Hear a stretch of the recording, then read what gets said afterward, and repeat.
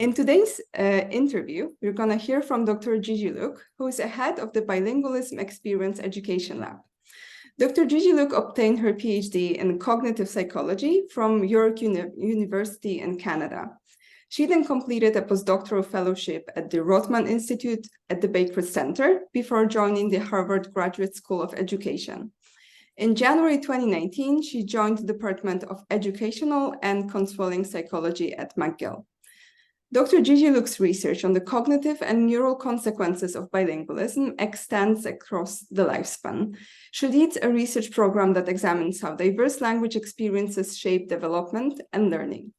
Dr. Gigi Luk has examined how to harness scientific findings on bilingualism to improve educational experience for children from diverse language backgrounds. And today we hope to hear a little bit more about this. Welcome. Thank you, Akira.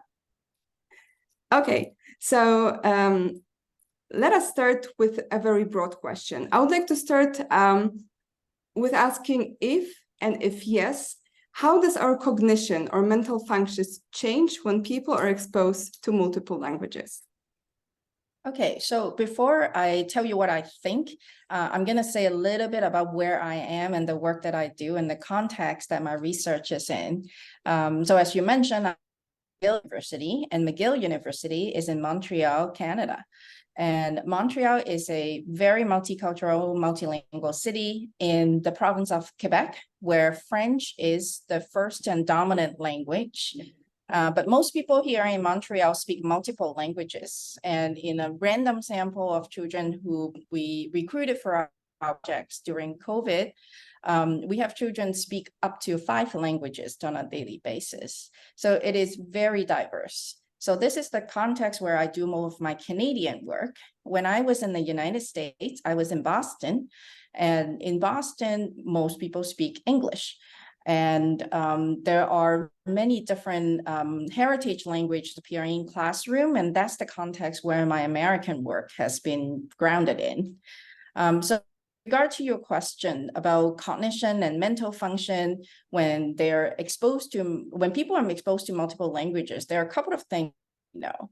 First, we know that it is very difficult to characterize bilingualism or multilingual as an experience. There are different factors, such as how early you learn a language, how well you speak your second or subsequent language, and how often do you actually use multiple languages on a daily basis. So these factors all interact with each other, and sometimes they lead to different consequences. So I really think that speaking multiple languages, just like any other persistent everyday experiences, changes cognition. So I'll give you an example. I speak English as my dominant language. Now that here in Montreal, I also speak some French. So when I go to the US and visit friends, I don't have to think about what language I speak. I just automatically just speak English. But when I'm in Montreal here, when I go out to a supermarket, for example, because now I know a little bit of French, I will have to decide whether I'm going to speak French or English. And it's a lot of decision makings there. So first of all, I have to evaluate the context and the situation to see if I can handle it.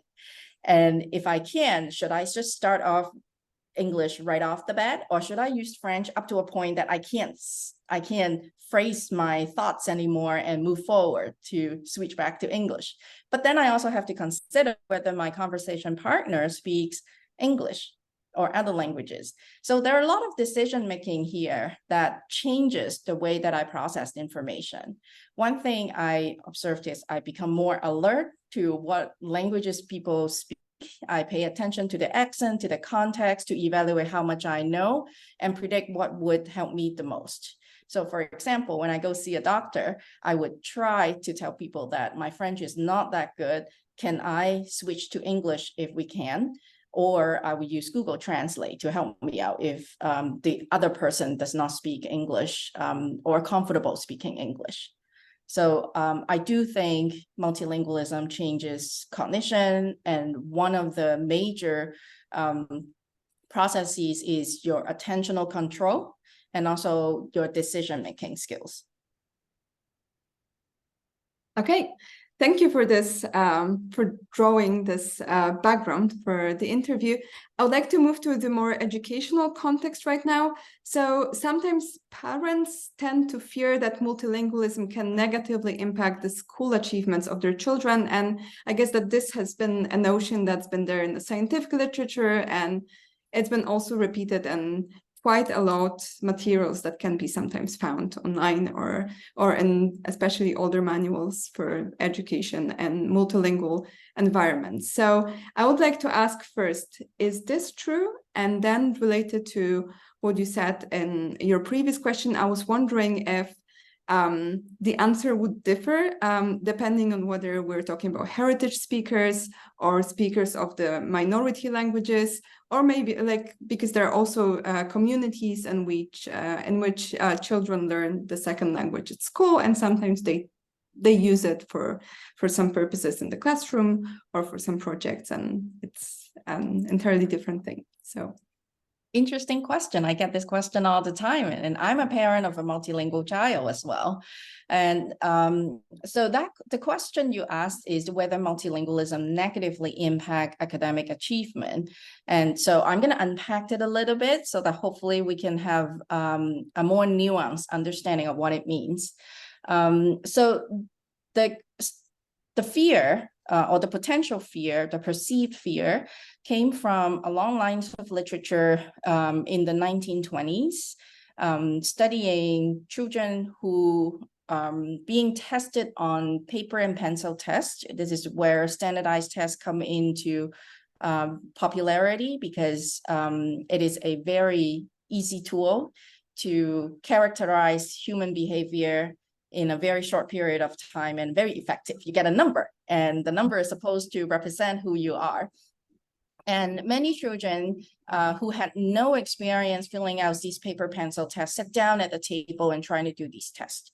And many of these children also don't speak English. So all of this happened in the United States at the time, some in Europe as well. So there's a long history of standardized tests. And so these children became, of course, did not do very well. So let's say if you give me a test of going to track running, I wouldn't do very well because that's not what I'm good at.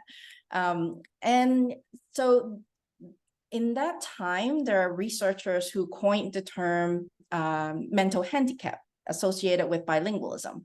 And that was a term used even about 100 years now, is still used and believed. And so if we want to know whether multilingualism negatively achieves school performance, we will have to say whether the language in instruction or instructional language at school, it's one that the children is currently developing or learning as a second or subsequent language. And in many places, here I'm going to refer to most of the work in the United States, is that English proficiency, or whether you speak English as a dominant language, can associate with socioeconomic status, meaning that the children and their family may have obstacle accessing resources and other issues unrelated to bilingualism, but negatively affect learning. And so if you think about this whole ecological, more holistic point of view, the answer is no. Multilingualism is not going to negatively impact school achievement if the playing field is equal.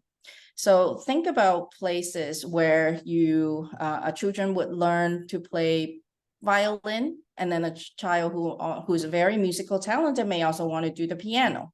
And no parents would ever think that, oh my God, musical learning is going to negatively impact my child's academic achievement. So if multiple knowledge about musical instruments is not going to negatively impact school achievement, why would multilingualism be one? And so my experience working both in the United States and in Canada is that multilingualism does not negatively impact school performance. There are structural factors associated with multilingualism in these contexts that leads to negative school performance, but they don't necessarily point or identify multilingualism as a causal factor.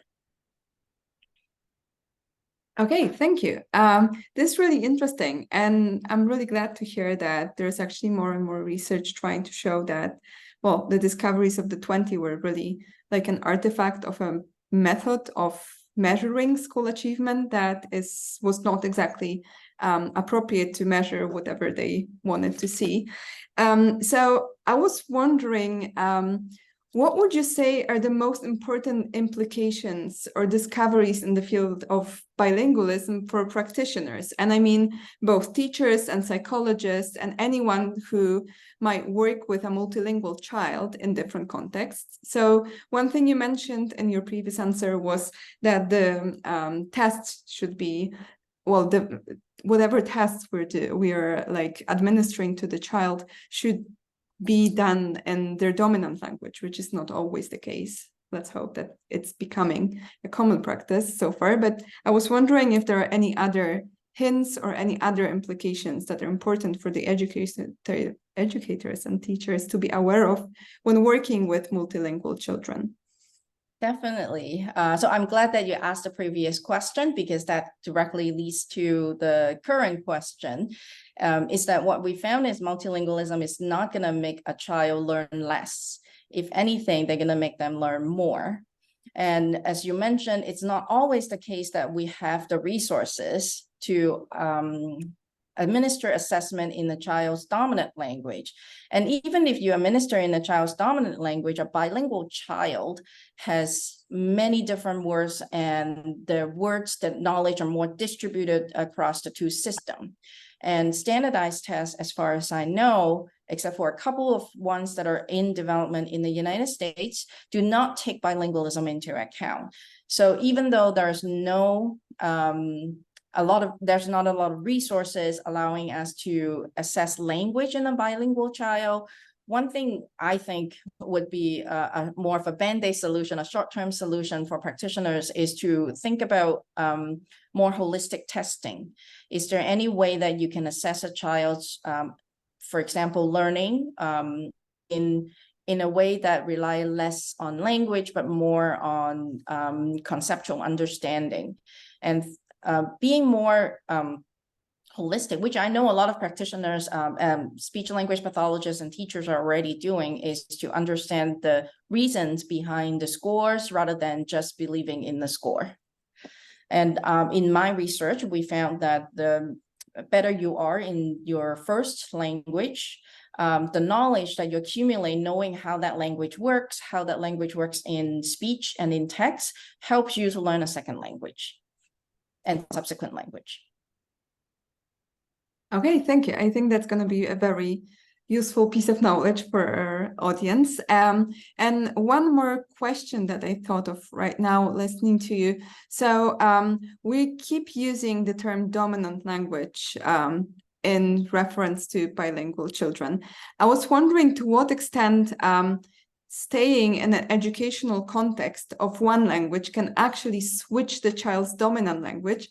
And if it can, is that something that we and policymakers and teachers and families should actually do? So for example, if a child immigrates with their family to a country when they're not the dominant language speaker, or they come from like a family who speaks the minority language, is it something to be encouraged to try to make them like the majority language dominant speaker?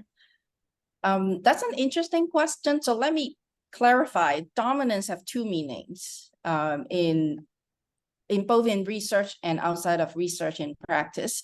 So dominance could mean that a language that you used the most, or the language that you are the best at.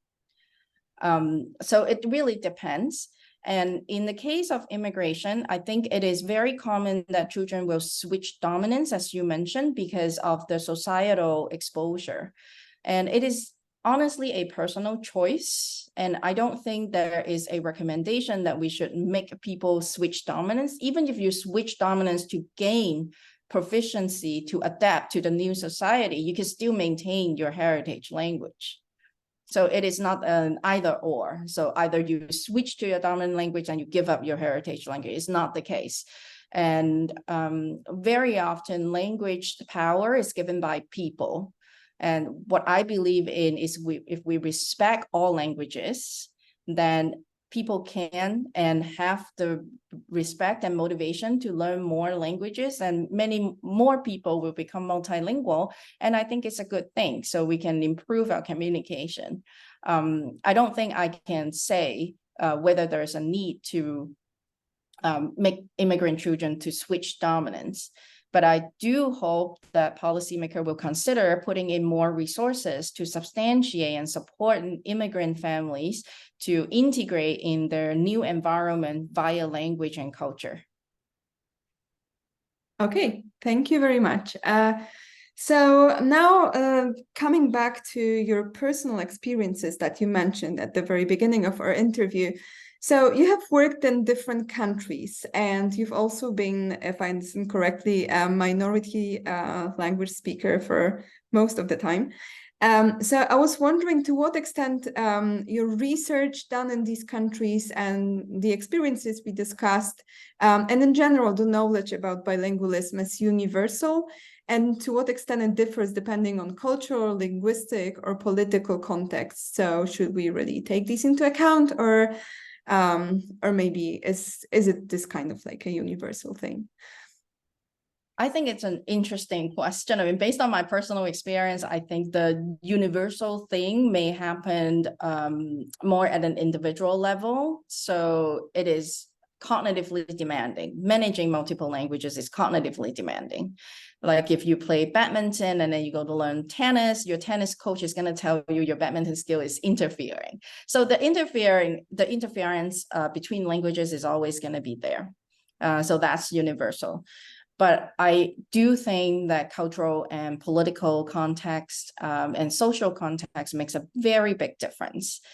Even though you and I both are speaking in our, like I'm speaking in my dominant language, you're speaking in your less dominant language, but we interacted with multilingualism very differently between the two of us. And it's because of the social context.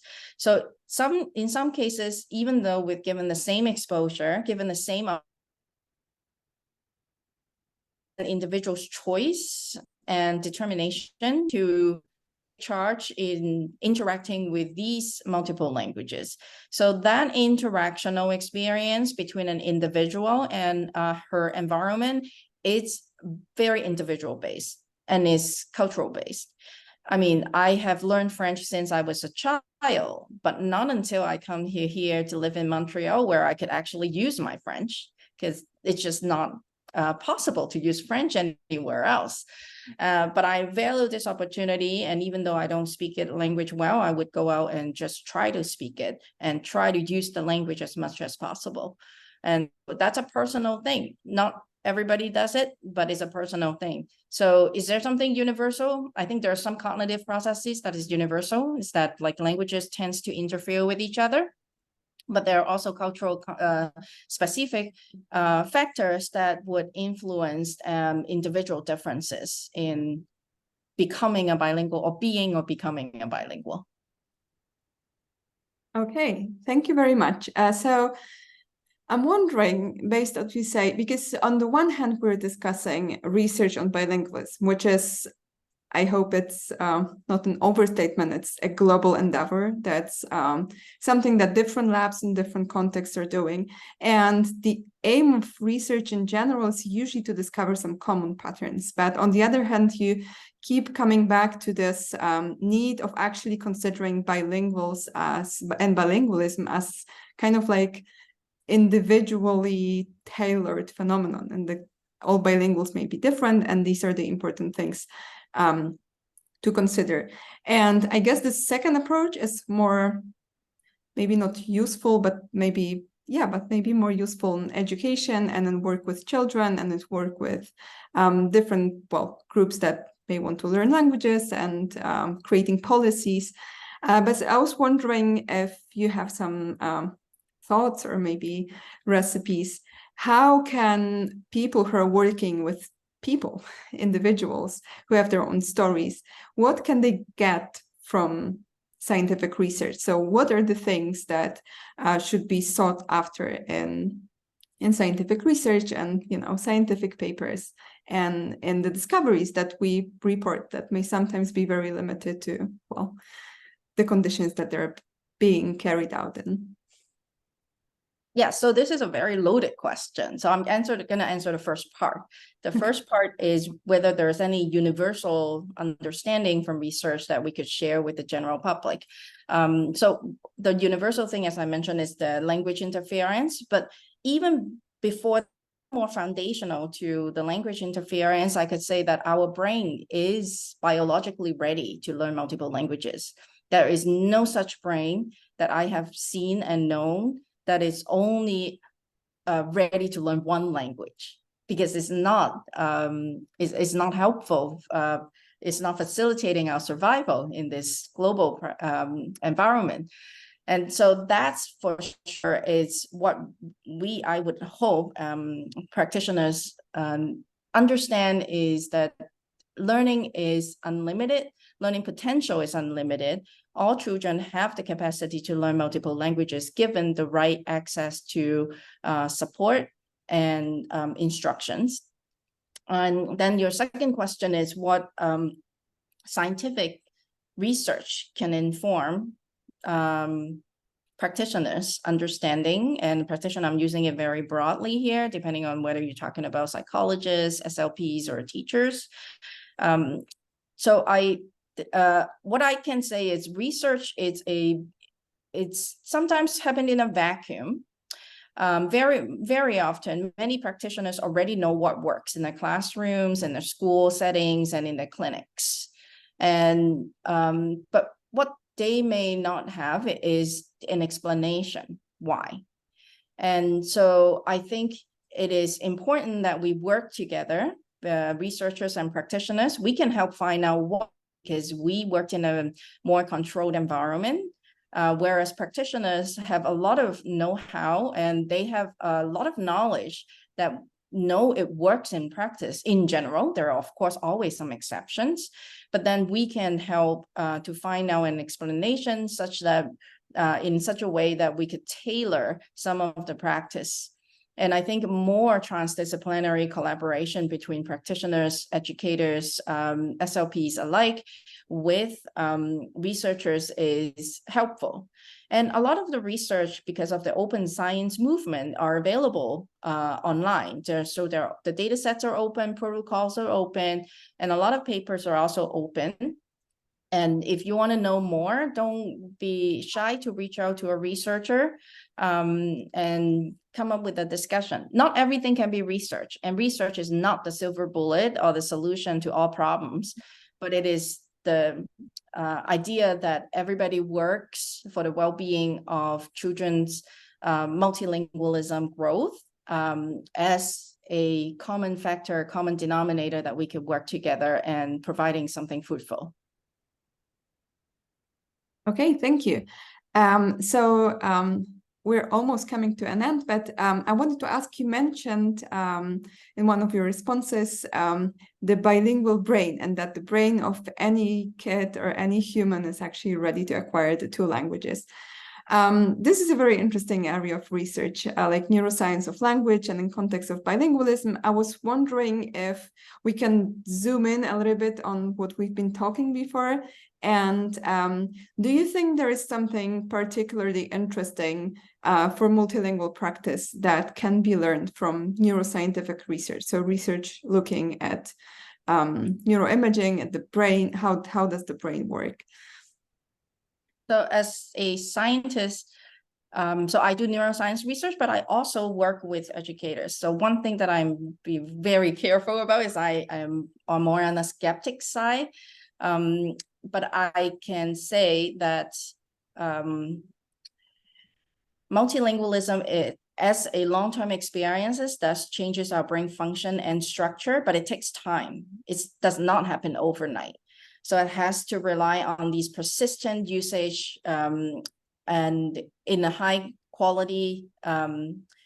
So lots of exposure to an additional language that it's in a most authentic form, that those experiences usually after a long time leads to brain changes and structures. But how long, it's up for debate. There's been research showing that the longer the better, but there's also research showing that maybe in that very sweet spot of just getting enough is sufficient to see changes in brain functions and structures.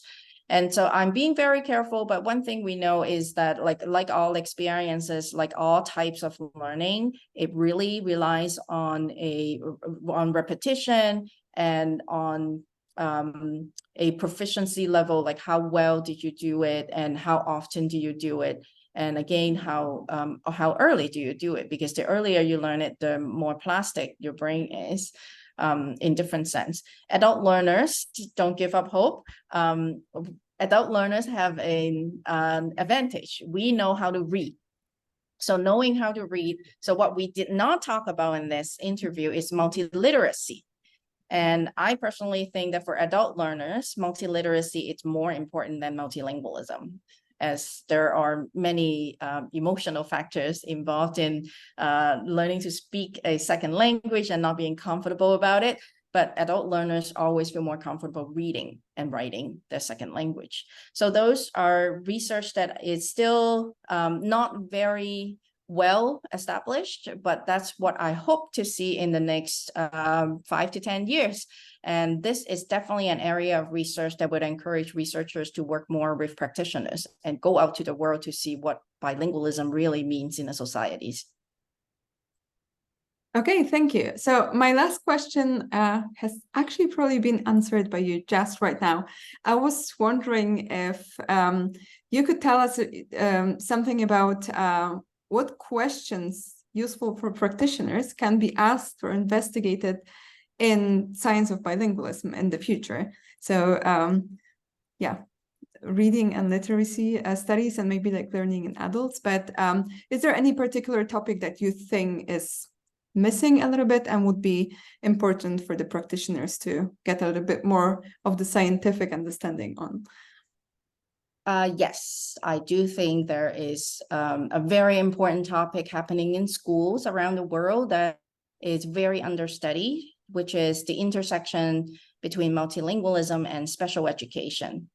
So when you have a multilingual child struggle to learn to read, for example, or struggle to learn, at what point did you know that it's not an issue of just needing more time to acquire a higher level of subsequent language? And at what time it is in authentic special education? Because these are very critical questions around the world that the kind of resources the child gets at school. And so I think this is a question that we definitely need more input from practitioners, knowing the processes on how to identify for special education and what are the roles of multilingualism play in these decision makings. What about the timing? At what point should we start doing assessment in different languages, or should we do more learning responsive type of assessment, such as dynamic testing, dynamic assessment? And at what point should we give children the resources to facilitate learning? Because we also don't want that when we were deciding, then the child missed the golden opportunity to gain back the learning. And so there's a lot of questions to ask, but I think we need more practitioners' input in this aspect so that we understand the process more and ask more reasonable and grounded questions that we can study scientifically. And this knowledge would then be brought back to the community and not just publishing in scholarly journals. Okay, so let's hope we're going to see a little bit more research on this topic in the upcoming years. And thank you very much for the interview. It's been a really interesting conversation. Yes, thank you. Thank you, Akira.